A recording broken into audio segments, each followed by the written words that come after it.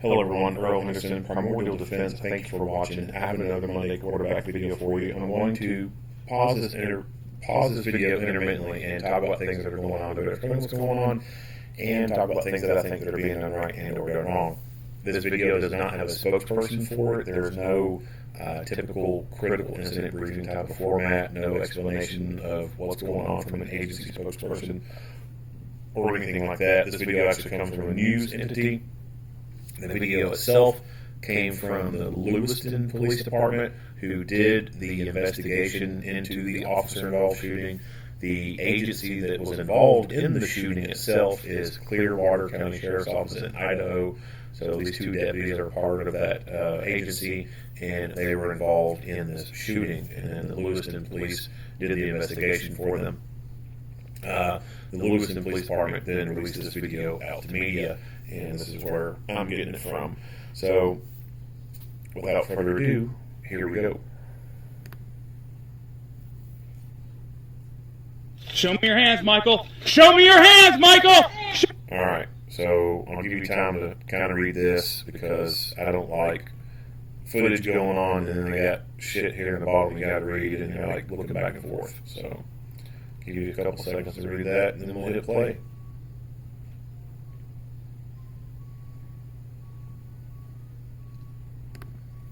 Show me your hands, Michael. Drop the knife. Yeah. Drop the knife.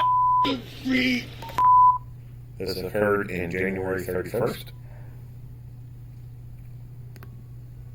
015, we got one at gunpoint. Drop the knife. Drop the knife, Michael. You. Drop the knife. You. Drop the knife, Michael. You be pleasure. Michael. Drop the knife, Michael. You come over here. Michael, drop that knife, dude. Shoot me. Just talk. No, we don't want to shoot you, man. Drop it. We don't want to shoot you, man. Just talk to us. What's going on? Shoot me. What's going on? Get away from the window. Don't, Michael. Drop. Back that up. What's going So, on? We don't want to shoot you, man. if you can back it up even more. So pay attention to the windows. This is going on.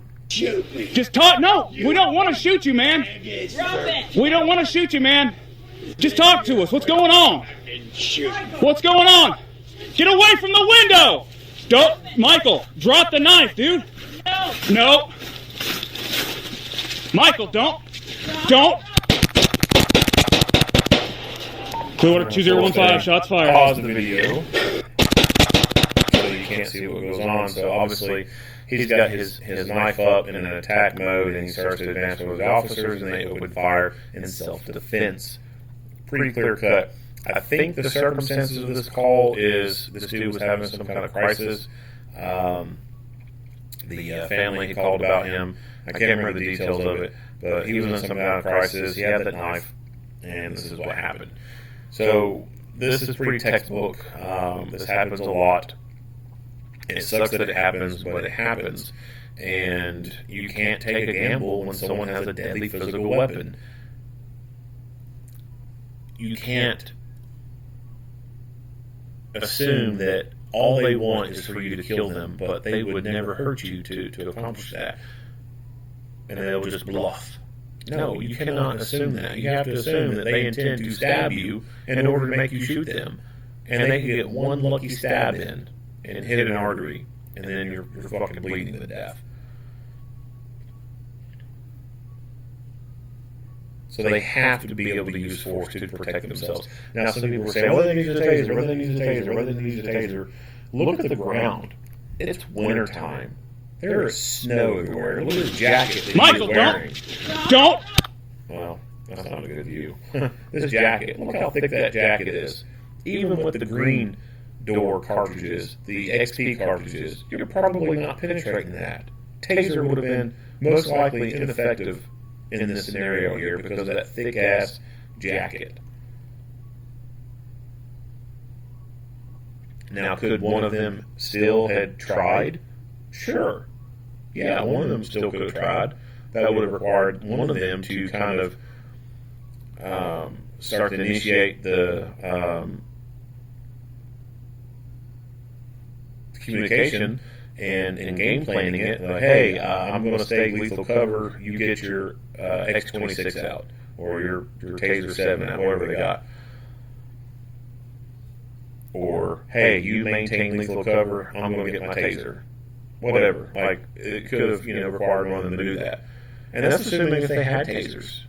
Believe it or not, there's actually some agencies out there, they don't have Tasers. They can't afford it. And as crazy as that sounds, there are some places out there they just don't have Tasers. A, they can't afford it, or B, they have the option of carrying it or not, and then so many officers, because of bad training, in my opinion, they've tried to deploy Taser on people, it didn't work, and then they lost faith in it, and they said, oh, these damn things don't work, and they fail all the time. What's going on here? I don't know for sure. Could they have used Taser? Yeah, they could have made an attempt, but I don't think they would have had a very high success rate with it due to his clothing. He has thick winter clothing on because there is snow on the ground.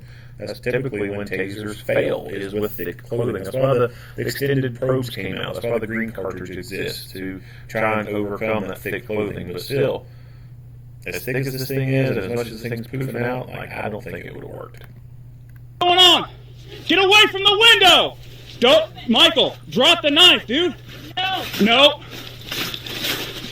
Michael, don't. Clearwater 2015, shots fired. Oh, 2015, Clearwater, shots fired. Stay back. You got cover? I got cover. Michael, can you hear us? Michael, talk to us if you can hear us, man. Man, please stay inside, okay? Will you talk to her on speaker? What's me? Will you talk to the family? Thank you. Why did you do that? Well, I guess I'm losing my gun again. Me too. Damn, that's some shit to say on camera. Well, guess I'm losing my gun again. Yeah, that looks that looks fucking bad. like you know this motherfucker's got a camera on, and you say that shit. Wow. So, and by that statement, that's saying that most likely she's been involved in a shooting before. So she knows the amount of evidence that is recovered during and after an officer-involved shooting. All the video cameras were pulled. She should have known. Hey, watch what you say on camera. So this goes into why you should not talk after a shooting. Like giving statements right after a shooting. You should not do that. So, like self-defense people, you carry a gun, you're just a regular citizen, and you carry a gun for self-defense. If you get involved in a self-defense shooting, you do not need to be making statements right after that shooting. You are under the influence of a drug called adrenaline, and you have just experienced fight or flight syndrome, and there are some psychological things that occur during that may have occurred to you. You may have had tunnel vision. You may not have seen everything. You may have memory distortion. You may have had auditory exclusion occur. Your thoughts are very jumbled right after the incident. Your thoughts can become more clear after several hours have passed. But immediately after it can be garbage. Police already do this in most places. It is common practice. Officer-involved shooting happens. The officer don't make statements right then and there. They wait. They usually get representation. If it's a union, they get a union rep. They have FOP representatives, and then they may have an attorney present as well. Because just because they're police doesn't mean that, things get swept under the rug on, contrary to what the woke liberal left wants people to think. They think all this stuff gets brushed up under the rug. No, it's fully investigated just like anyone else did it. And of course, they're going to want to be represented, have an attorney there to make sure that they are having their rights protected. So, she should have known. haven't already been involved in a situation that all evidence is going to be recovered, and you need to watch what you say when the cameras are rolling. Now, gallows humor and whatnot, so people don't understand gallows humor.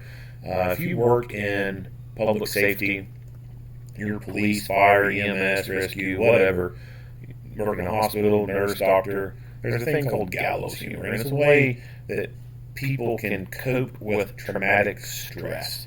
So,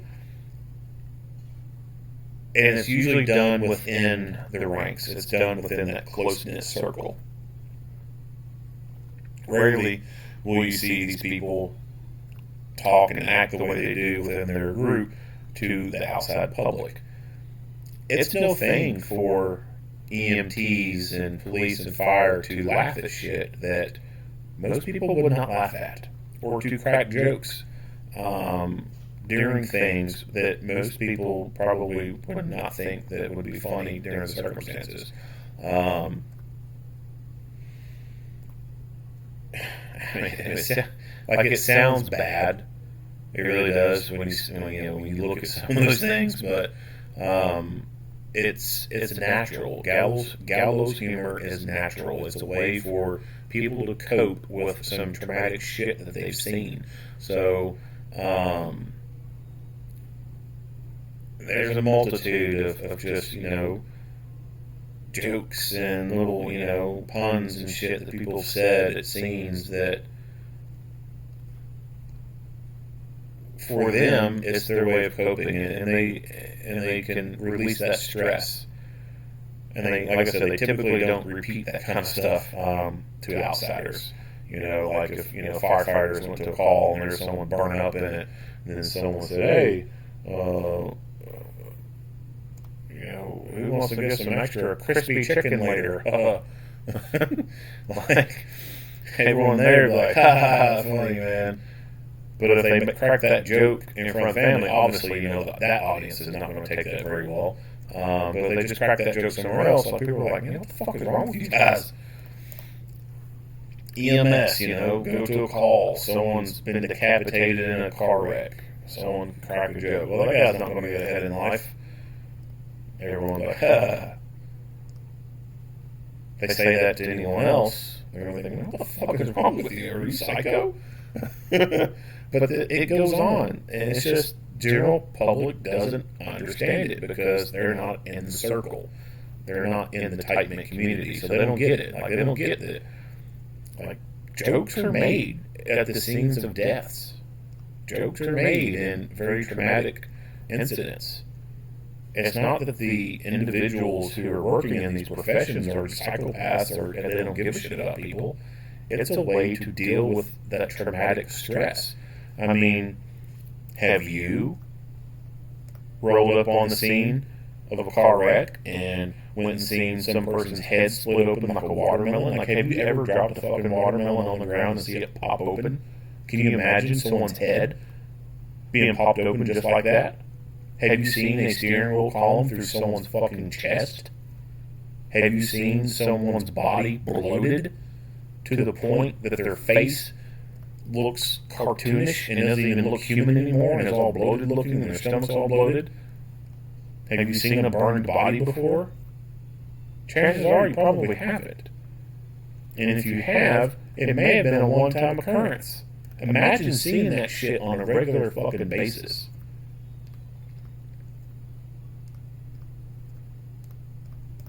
Imagine seeing dead bodies once a month. Imagine seeing dead bodies more than once a month. And not just like little old grandpa or grandma died of a heart attack. Like, I'm talking grotesque, fucking traumatic injuries. Blood and guts and brains everywhere. Like, have you ever walked to an accident scene where a guy on a bicycle had been hit by a car and you only walked through the splatter field and got their brains all over your fucking shoes? No. And until you've experienced that shit, you're not going to understand gallows humor. You're not going to understand the shit that people go through when they experience these things. You're never going to understand it.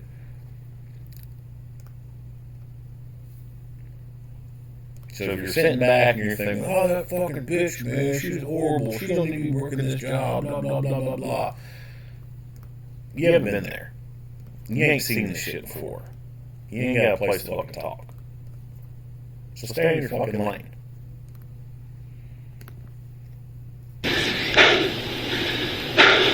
But We didn't have a choice. like I said, she should have known that he's got his camera on, and this stuff is subject to open records. This stuff can be viewed by people. She should have known to choose her wording more carefully. No, we didn't give us a choice. I mean, not a good one. No, not a good one at all. Sometimes it's only bad and worse. So I guess we're getting time off, or how's this going to work? Because this is my ISP comes out, okay.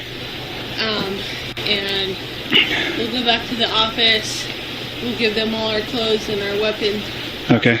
and they'll take over the scene. They'll interview us within a day or two, but not tonight. Okay.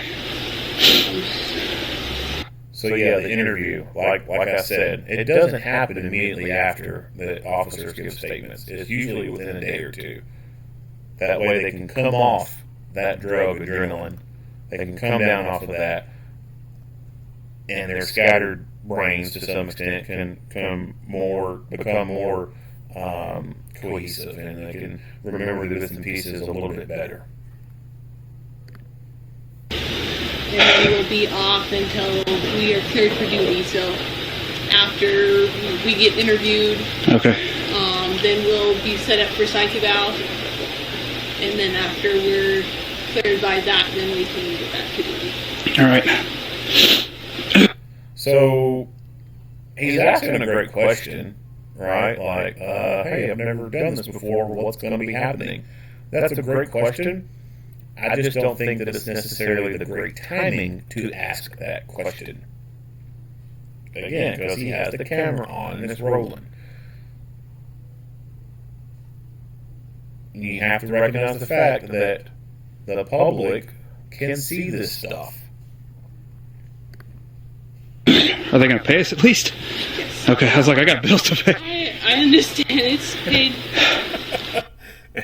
Like I was just saying, like, again, like, there's some people who'd look at that and be like, oh my God, he is such an inconsiderate asshole. All he's worried about is a paycheck and this person's dead. Again, this is some traumatic shit they've gone through. They just had to fucking shoot someone. And gallows humor is a way that people can deal with that traumatic stress.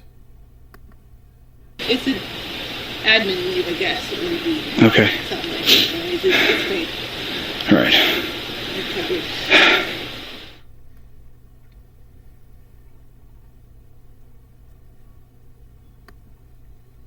Yeah, so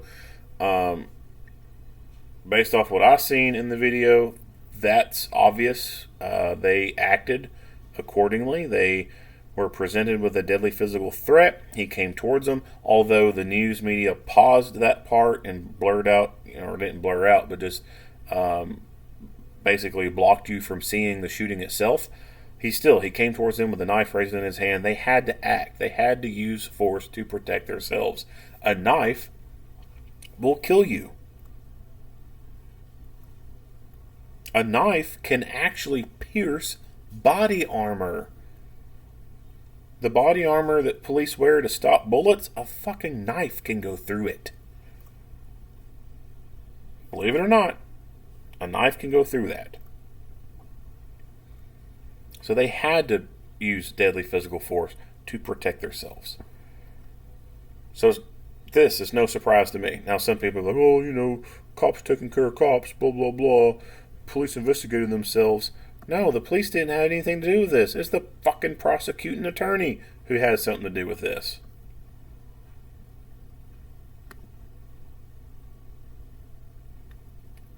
Alright, and so the rest of this is from the NBC News. So, again, this did come from NBC News, since I couldn't find the source anywhere else.